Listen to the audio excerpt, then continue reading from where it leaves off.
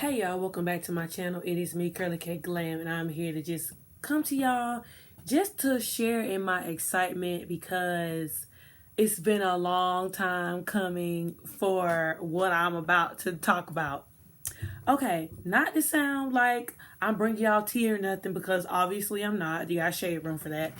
But this has I'm so ecstatic because finally we now have something to watch while we're all stuck in the house. I was starting to legit run out of things to watch, and I am so excited that Netflix has finally stepped up to the plate and we are getting Sister, MOESHA, Girlfriends, The Game, One-on-One, The Parkers, and Half and Half. And the reason why I'm so excited is because if you're in my age bracket, that is at least from 25 to 30, because I'm 28. That means you grew up during the UPN era where there were certain sitcoms that played on TV. And those sitcoms, especially I think it was Thursday night, was Parker's, Girlfriends, Half and Half. Now, Moesha and Sister were before those, and I think One-on-One was somewhere in the mix with the Half and Halves, and Girlfriends was definitely during that time. But I've been talking to my husband, and I just literally this week again vented to my mom, and I was just like, Mom, we pay all this money for cable. There's nothing on cable, right? So obviously we spend majority of our time streaming, okay? And so I watch Hulu. I got Netflix, I got Hulu, I got Disney Plus, I have Amazon Prime, y'all. And together, me and my husband have binge watched Different World. We have binge watched Living Single. Now, if you haven't known and you have Hulu, Living Single has been on Hulu. We binge watched the complete show of Living Single. We have binge watched. Did I say A Different World? We binge watched A Different World, and let me tell y'all, from the that took place during the late 80s, early 90s, and it had, I believe, 5 or 6 seasons. Amazing, okay, amazing. I see why A Different World was so big for the era that it was in, legit. Okay, I'm gonna get back to what I'm talking about. We tried to watch Hanging with Mr. Cooper, but we could not get into that. That's also on Hulu. We have binge watched Blackish multiple times. We have binge watched Marlon, which is another black sitcom that was slept on. Marlon was good, even though I don't really care for the Wayans. I do love My Wife and Kids, though. I watch My Wife and Kids legit every day when it comes on TV. That's another show that streaming needs to pick up. Streaming, any of those platforms, if you're listening, somebody pick up My Wife and Kids. I have binge watched. We started watching The Cosby Show because my husband, growing up, he's never really watched The Cosby Show. And I was one of those people who grew up watching reruns of The Cosbys. So we were rewatching that.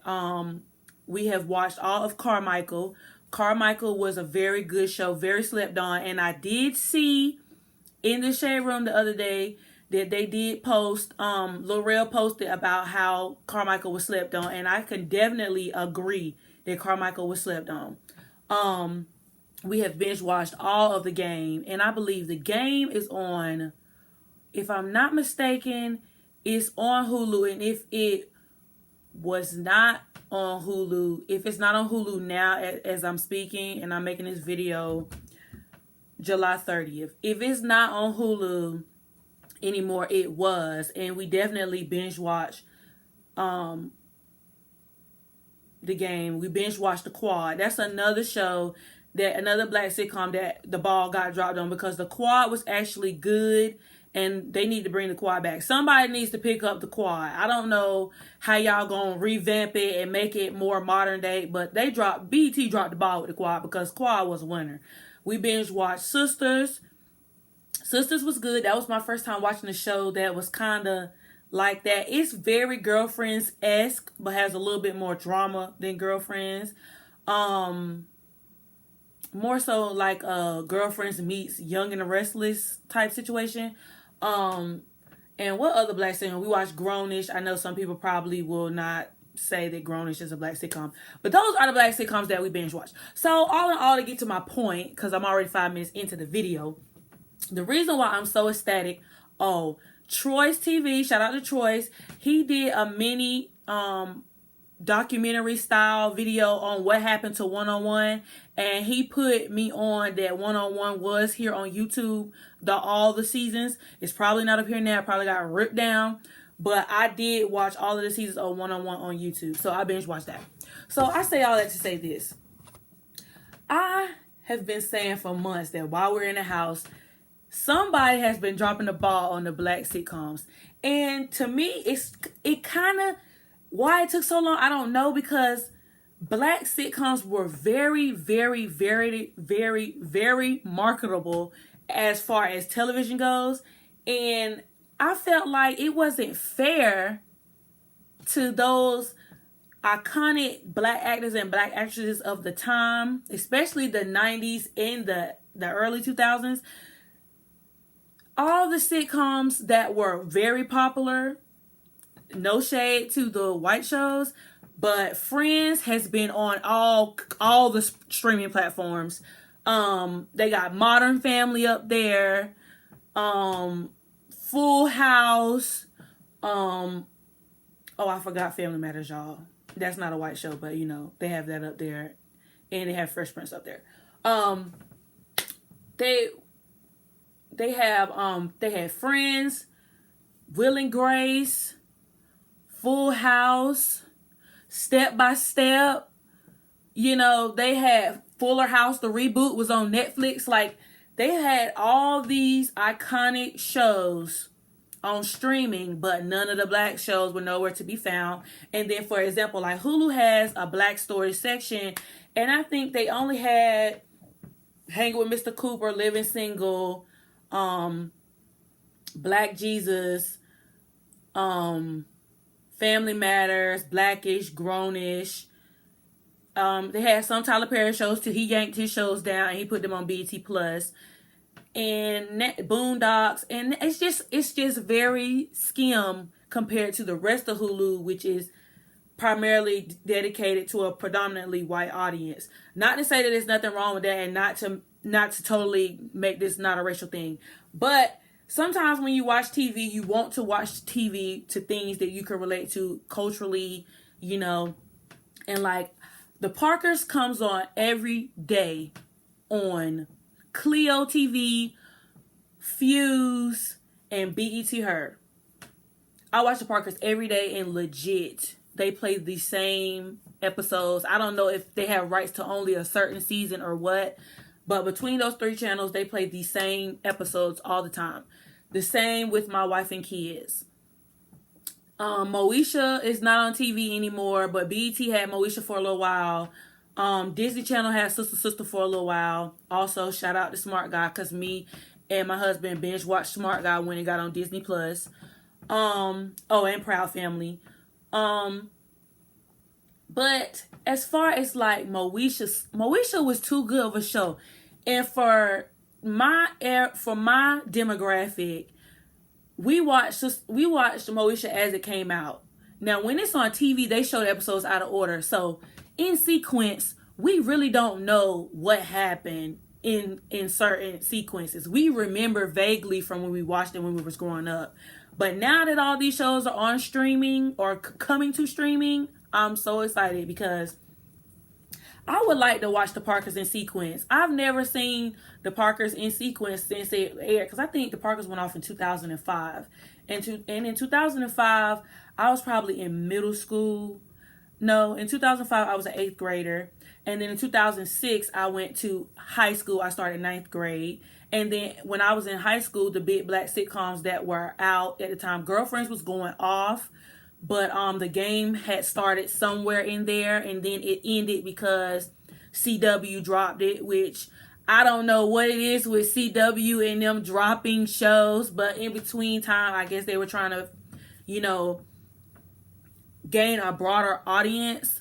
And as someone who likes to watch TV. I used to, the reason why I got so into reality TV shows was because they had no sitcoms, or they didn't air anything on TV. And so I got to the point where I'm not watching reality TV anymore. Like, I don't watch it anymore, and I haven't been watching it for a while. Like, I guess, I don't know, because I'm maturing, getting older, and watching Love and Hip Hop and all that stuff gets redundant. But I just like to watch good, wholesome TV sometimes. You just don't want to hear all that drama all the time. And so MOESHA, sister stuff that I was growing up, to me, that's just good, wholesome TV. It's funny, it's comical, it's some things in there in those TV shows now that will probably be what people deem problematic. But at the time, it's some majority of this time, besides the stuff that, you know, is problematic, majority of the time it was just good, wholesome TV.